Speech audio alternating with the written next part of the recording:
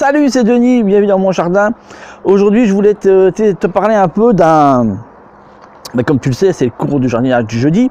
Et je voulais te parler de buts de culture, mais plus précisément de faut-il pas, tu vois, un peu, c'est toujours le truc là, faut-il pas. Faut-il pas enterrer du bois. J'ai mes poules qui s'excitent dans tous les sens, hein, je sais pas pourquoi. Parce qu'il n'y a rien voilà, il n'y a pas de renard, il n'y a pas de truc comme ça. C'est peut-être qu'elle me voit, toi, elle m'apprécie, je sais pas. Et du coup, voilà, faut-il pas enterrer du bois, ces fameuses buts de culture qu'on appelle auto-fertile, c'est-à-dire ces cultures dans lesquelles on défausse et on met du bois dedans, tu vois, jusqu'à ras-bord, et on remet la terre dessus, ça te fait une butte, ni plus ni moins. Et du coup, est-ce que c'est une bonne idée? Est-ce que c'est une technique à faire? Est-ce que c'est une technique qui nécessite qu'on s'y intéresse? Ou au contraire, est-ce que c'est une technique qui est à proscrire complètement définitif, qui correspond à pas grand chose, sinon que de faire des conneries. Je sais que c'est un sujet polémique parce que voilà, c'est comme dans tout, t'as les écoles 2 et les écoles 2. Alors t'as les écoles qui vont défendre, tu vois, mordicus, le fait qu'il faut une butte de culture, voilà, avec du bois enterré, d'autres qui diront non, faut pas de butte du tout, d'autres qui diront ça dépend, il reste vague, bon.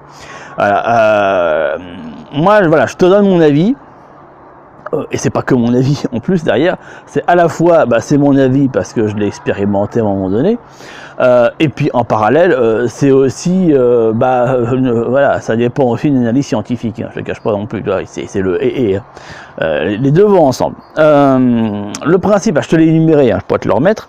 La technique, il y a plein de tutos qui existent, je vais pas te la refaire, ça n'a aucun intérêt, tu vois, de t'expliquer, de te redire comment on fait ce genre de but, et tu as plein de tutos qui te l'expliquent. Bon, il y a pas mal de trucs qui se contredisent, donc va trouver le bon, quoi. Enfin, va choper le bon tuto qui dit pas n'importe quoi, tu vois. Parce qu'il y a une qualité de bois quand même à mettre, faut pas mettre n'importe quel bois, enfin bon bref, voilà. Peu importe. L'idée, elle est de faire un trou d'à peu près 50 cm de profondeur, tu mets du bois à l'intérieur, pas n'importe lequel, et tu rebouches l'ensemble, ça te fait une butte, hop, tu mets en culture, et c'est censé, au bout d'un certain nombre de temps, le bois qui est en dessous se décomposer, et donc du coup former un humus monumental, dans lequel, en fait, c'est que de l'humus, tu vois, l'ensemble va être que de l'humus, avec, la terre qui était au-dessus, qui est pas forcément de l'humus, vu que c'est de la terre, mais avec de l'humus qui se remettrait par-dessus en plus, tu vois, voilà, une sorte de sandwich comme ça, ultra fertile, dans lequel tous les légumes puissent pousser. Est-ce que ça, concrètement, est-ce que c'est une bonne idée ou pas? Alors, je vais te dire une chose très simple. Comme tu le sais, je travaille sur ce que j'appelle moi un sol vivant. Pour te refaire juste le schéma de manière assez rapide, un sol vivant, c'est une surface. C'est-à-dire que ça se joue, allez, 5-10 cm, tu vois, allez, les 3 à 5, ouais, 3 à 5, je vais aller jusqu'à 10 pour, ça dépend après la qualité des sols, de 3 à 5 cm, voilà. De 3, c'est ça le sol vivant, tu vois. Le sol vivant, c'est cette petite surface, cette fine couche, dans laquelle tu vas trouver de la matière organique décomposée, digérée par tous les, ni plus ni moins, les micro-organismes qui vivent cette terre. C'est eux qui vont faire ce sol vivant. C'est à la fois des micro-organismes et à la fois de la matière végétale en cours de décomposition et décomposée, finie en fait, si tu préfères, prête. C'est tout cet élément-là. Cet élément-là, pour vivre, il y a besoin de deux facteurs, de la matière, trois facteurs, oui, de la matière, de l'humidité et de l'oxygène. C'est ces trois matières-là qu'il y a besoin. S'il manque un de ces éléments, ça ne devient pas de la matière organique fertile, mais autre chose. Par exemple, ça devient une matière fermentée, ça devient, tu vois, différentes choses. Mais pas ce que l'on cherche à obtenir au niveau du potager, qui est un sol vivant. Le sol vivant, c'est vraiment ça, hein, d'accord? Comment te dire ça?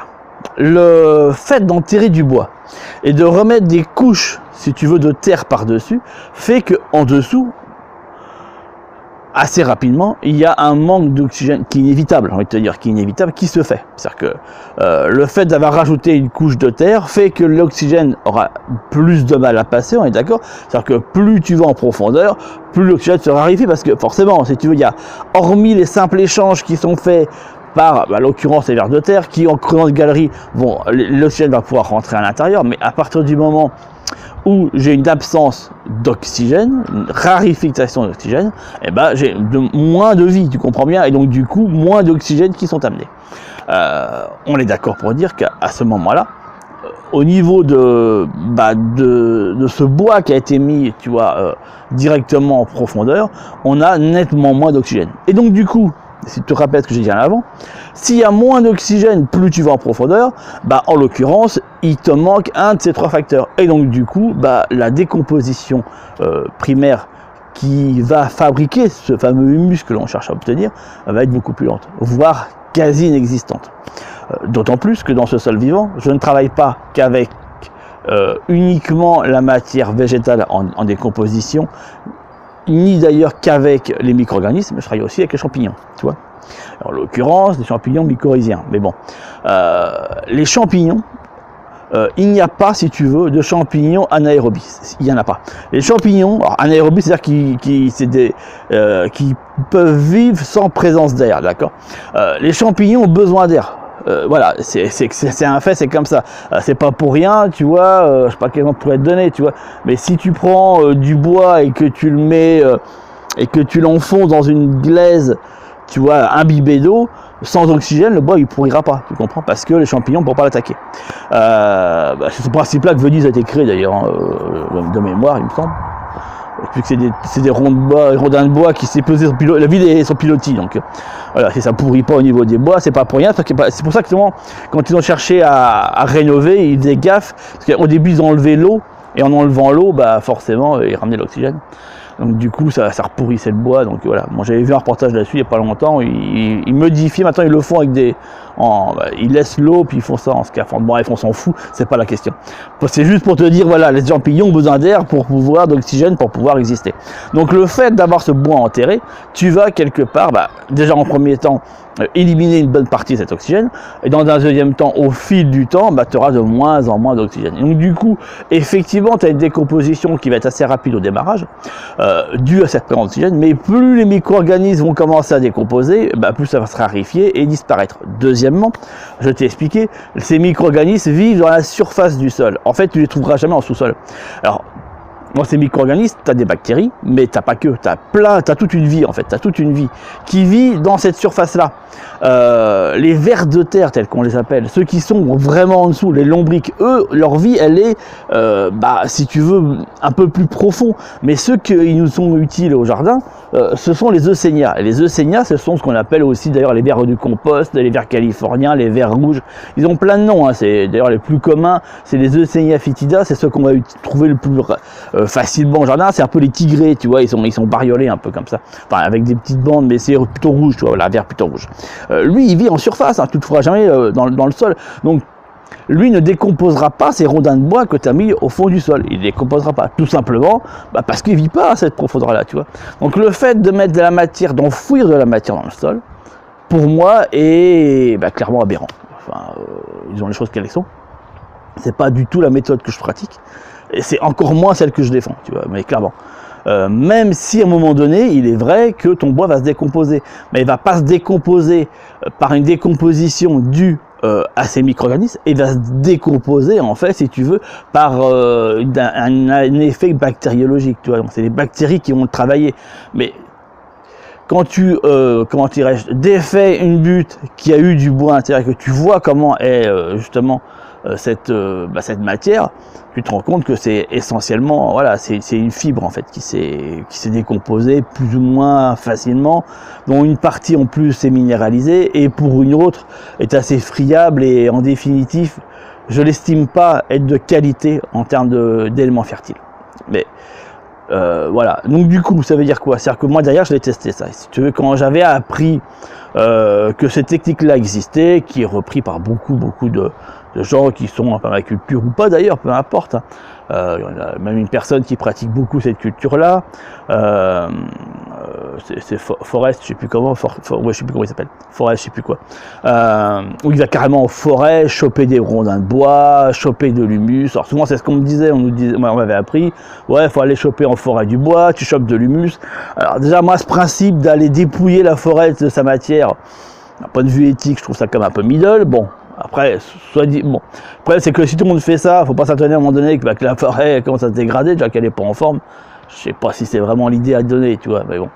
En sachant qu'aujourd'hui, beaucoup de gens veulent leur potager, beaucoup de gens veulent machin. Si on se retrouve tous les week-ends dans les forêts à aller dépouiller du bois et puis de l'humus, je te dis pas la gueule de forêt dans 20 ans. Mais on dirait, bon, à ce point de vue-là, je trouve ça limite. Et puis après, on nous expliquait, bah voilà, tu mets les bois, machin, les rondins, tu mets le truc. Bah moi, j'ai testé, si tu veux, j'ai testé assez rapidement, puisque ça a été une des premières buts que j'ai mis en place. Et le résultat, si tu veux, au bout de 8 ans, bah, il a fallu que je la rebosse. Hein.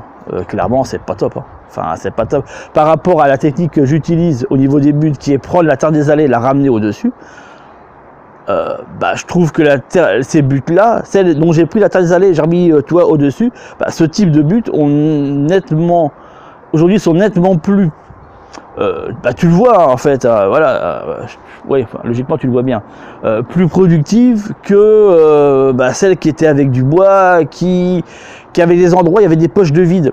Et quand j'ai viré, si tu veux, bah, je me suis rendu compte qu'il y a des endroits, le bois n'avait pratiquement pas bougé, et puis d'autres, il s'était décomposé, ça avait fait des trous.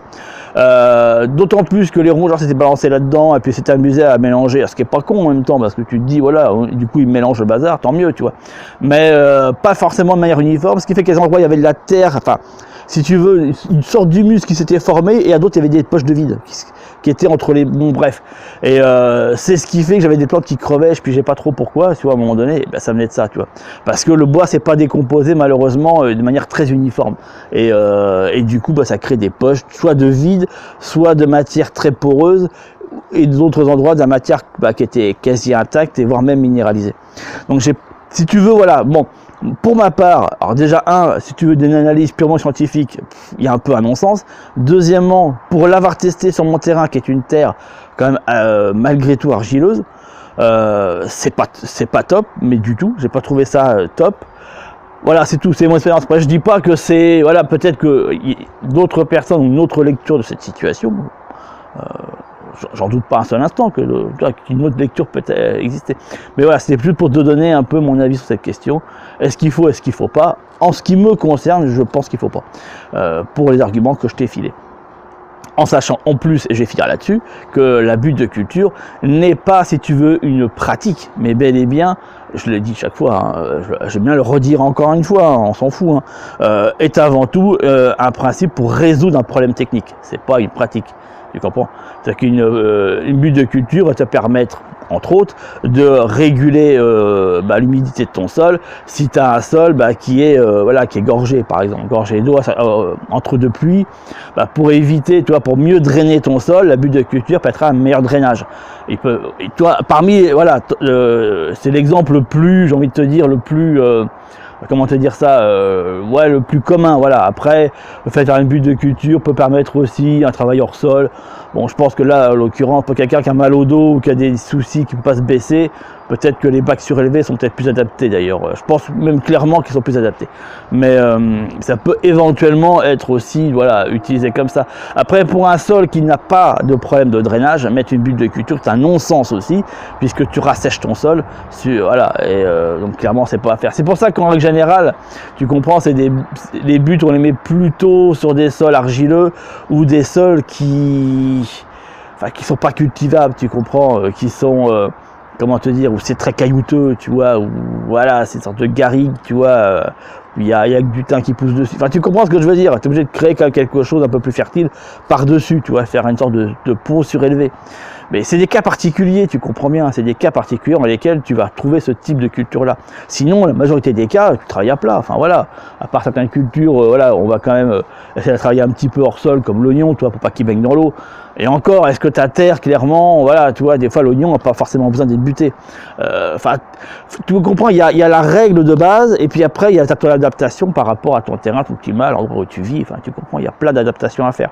Néanmoins, voilà, moi je te dis, en Ile-de-France, sur un terrain argileux, la butte de culture avec du bois enterré, j'en suis pas satisfait. Voilà, clairement, je te le dis, ça n'a pas fonctionné comme on me l'avait donné, on me l'avait vendu plus précisément.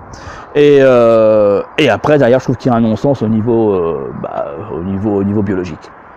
Je te laisse là-dessus, je te dis à très bientôt, puis comme d'habitude, t'es bien t'appartient, tu as toujours ton code de bienvenue dans la description, n'hésite pas à le prendre et je te dis à très bientôt, ciao ciao.